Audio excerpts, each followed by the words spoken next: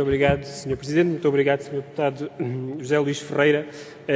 Disse muito bem que o que se passa e o que está em cima da mesa é uma redução drástica dos rendimentos dos viticultores do Douro. Os viticultores estão hoje muito mais pobres. E não deixa de ser curioso que a região do Douro e o Douro é uma região produtora de riqueza, produz os melhores vinhos do mundo. No Douro há dos vinhos mais caros do mundo e depois o Douro é uma das regiões mais pobres da Europa. É das mais pobres de Portugal, a região do Douro, e é também das mais pobres da Europa, num conjunto de indicadores, incluindo no PIB regional per capita. Por isso podemos dizer claramente que o Douro produz muita riqueza, mas ela é acumulada por muito poucos e por muitos e distribuída por muito poucos. E logicamente que não concordamos com esta intenção de fazer uma associação privada, desde logo porque cabe aos interessados decidirem se fazem ou não uma associação privada e não o Governo impor qualquer tipo de associação. Depois uma associação, como já indicou o Sr. Secretário de Estado, uma associação para prestação de serviços, dessas associações os agricultores do Douro sabem-nas formar e já têm, já existem que prestam serviços. Elas precisam de uma instituição que os possa defender face àquilo que é o peso e o poder das casas exportadoras, da comercialização. Como também vemos como preocupação outra das medidas que é a venda do património. E a venda do património não está desligada deste processo de destruição e veja-se logo um dos principais patrimónios que a Casa do Douro tem é os seus vinhos, veja-se o que tem sido o recambulesco processo de avaliação dos vinhos. Os vinhos foram avaliados em 2009 por 92 milhões de euros, avaliados pelo IVDP, que é o instrumento do Governo de ataque à Casa do Douro, avaliados em 92 milhões de euros. Houve vinhos daqueles que foram avaliados que foram vendidos por 10 vezes mais, naqueles que foi autorizado a sua avaliação. Os vinhos estão segurados a valores de 140 milhões de euros e o Governo não pediu a revisão dos seguros, aceitando que o valor que era atribuído aos vinhos eram 2 milhões, mas permite que se mantenham seguros de 140 milhões. E agora, ultimamente em dezembro, há uma peritagem terminada por tribunal que avalia os vinhos em 130 milhões. Por isso, há aqui muita matéria que é preciso esclarecer. Desde logo, há aqui um interesse muito grande em sobrevalorizar aquilo que são os vinhos, porque há estruturas interessadas em deitar mão aqueles vinhos e em os comercializarem. E isso faz parte do processo de ataque àquela estrutura importante e fundamental para a região do Douro. Muito obrigado. Muito obrigado, Sr. Presidente. Muito obrigado, Sr. Deputado Abel Batista, pelas questões que coloca.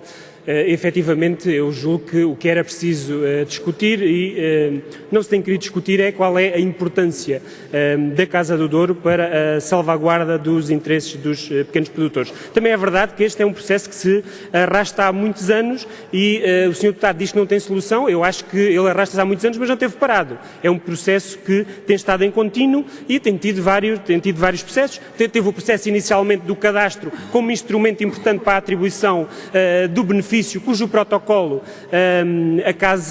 o IVDP não cumpriu. Aliás, foi denunciado por um presidente do IVDP que o Tribunal veio a considerar que a sua nomeação era ilegal. O processo da aguardente é um processo em que a Casa do Douro tinha um papel importante que foi retirado à Casa do Douro, tendo em conta aquilo que é a importância da aguardente para beneficiar o vinho e neste momento é controlado pelas grandes casas. O papel de regulação que a Casa do Douro tinha na compra de vinhos para regular mercados, que lhe também está completamente proibido. E por isso, estes são exemplos da importância da Casa do Douro, mas que tem vindo a ser esvaziada do seu papel. Relativamente àquilo que é a avaliação do património, está à vista aquilo que é as tentativas por parte das estruturas controladas pelo Governo na avaliação do património em baixar o preço dos vinhos. A avaliação de 92 milhões de euros feita em 2009 correspondia precisamente àquilo que era a dívida da Casa do Douro, que era considerada pelo Governo da Casa do Douro ao IVDP. É curioso, não é, Sr. Deputado? Mas não queria deixar de lhe dizer que o Sr. Deputado falou nas relações de parceria, pois efetivamente é preciso a comercialização para vender o vinho que a produção produz. Não temos dúvidas disso. Agora, como é que são feitas essas relações e qual é o equilíbrio dessas relações? Sob pena delas não serem equilibradas, uns comerem os outros neste processo, e é isso que está a acontecer, Sr. Deputado. Porque enquanto as casas exportadoras estão a crescer, estão a comprar mais quintas no Douro, têm a internacionalizar a sua produção, o benefício reduziu de 40% a 50% nos últimos anos, como eu disse ali em cima. Em 2013, os vinhos, para serem beneficiados da letra A, reduziram em 100 euros por pipa. Os vinhos da letra B reduziram em 75 euros por pipa. E os vinhos de mesa foram pagos a uma média de 75 euros a pipa. Sabe quanto é que isto significa, Sr. Deputado? É só fazer as contas. 13 cêntimos por litro de vinho. E isto, se o Sr. Deputado, que é do Partido da Lavoura, acha que isto está bem assim e que não precisamos da Casa do Douro para defender estes agricultores, então temos tudo dito.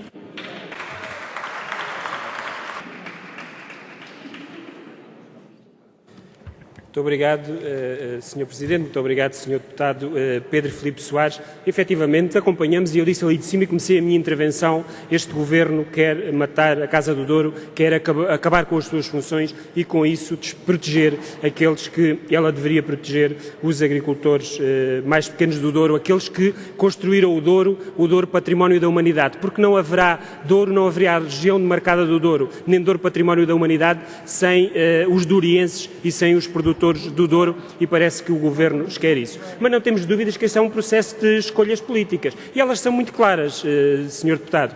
O Governo demora este tempo todo a apresentar soluções, diz já ter uma solução, mas efetivamente ainda não a apresentou, e enquanto não a apresenta, os juros da dívida à Casa do Douro vão-se acumulando. Mas, por outro lado, o Sr. Primeiro-Ministro não tem dificuldade nenhuma em ir às iniciativas e em reunir com a associação que representa as grandes casas exportadoras. E isto clarifica muito aquilo que é as intenções e as posições deste Governo. Enquanto no Douro uns estão mais ricos, os outros estão cada vez mais pobres, e o Governo assume uma posição neste problema, e é claro de que lado é a sua posição. E por isso, daí, com isto se prende a descaracterização, a vontade de descaracterização que o Governo tem do salário da Casa do Douro.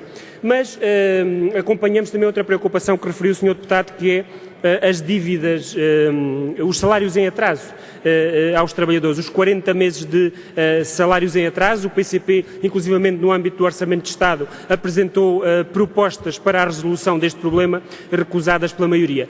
Os trabalhadores da Casa do Douro são também vítimas deste processo. Os agricultores do Douro são vítimas, mas por arrasto os trabalhadores da Casa do Douro são as vítimas para este processo. E da nossa perspectiva era muito simples, bastava que o Governo cumprisse o protocolo entre a Casa do Douro e o IVDP. O protocolo foi realizado em 2005 e é um protocolo para a utilização do cadastro, em que o IVDP se obrigava a pagar cerca de 900 mil euros anualmente pela utilização deste cadastro. Em 2007, o IVDP denunciou unilateralmente este protocolo, nas circunstâncias que eu já referi aqui, de um presidente cuja nomeação foi considerada ilegal pelo Tribunal, e por isso a Casa do Douro contesta esta renúncia de protocolo. Mas mesmo, e concluo, Sr. Presidente, colocando esta questão de parte, o IVDP deve à Casa do Douro 6 prestações. Devia pagar à Casa do Douro 6 prestações e só lhe pagou 3. Estas 3 prestações representam mais de 1 milhão de euros que o IVDP deve à Casa do Douro. Este 1 milhão de euros era suficiente para resolver o problema dos salários em atraso. E por isso dizemos aqui claramente, o Governo não resolve o problema dos salários em atraso dos trabalhadores da Casa do Douro porque não quer.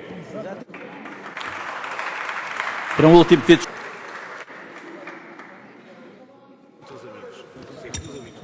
Muito obrigado, Sr. Presidente. Obrigado, Sr. Deputado Pedro Pimentel. Não precisa de agradecer ao PCP trazer aqui os problemas da Casa do Douro, mas, por outro lado, acho que os dourienses lhe agradeciam muito se o Sr. Deputado efetivamente defendesse, e o seu partido aqui, defendesse a região e os interesses do Douro e dos dourienses. A Casa do Douro acumulou dívidas, diz o senhor deputado, diz que a Casa do Douro acumulou dívidas. É verdade, depois dos roubos que lhe foram efetuados, o roubo do cadastro, por exemplo, este roubo, a subtração daquilo que eram as suas funções, o controle da água ardente, são tudo roubos que foram feitos à Casa do Douro e que levou a que acumulasse dúvidas. Mas é curioso que um Governo está sempre tão disponível para salvar aí uns buracos que aparecem com dívidas e de má gestão, neste caso para a Casa do Douro, para salvaguardar 40 mil pequenos produtores, não haja disponibilidade, E aquilo que é a solução definitiva do Sr. Deputado, a solução definitiva do PSD, é aniquilar a Casa do Douro, é matar a Casa do Douro, é essa a situação definitiva. Relativamente ao modelo do PCP, o Sr. Deputado, eu julgo que saberá, não teve distraído, é uma questão de discurso político. O PCP tem apresentado aqui um conjunto de soluções que o Sr. Deputado não tem aprovado porque não tem querido. Mas bastava pararem de roubar ao Douro e à região douriense, que era já um bom modelo.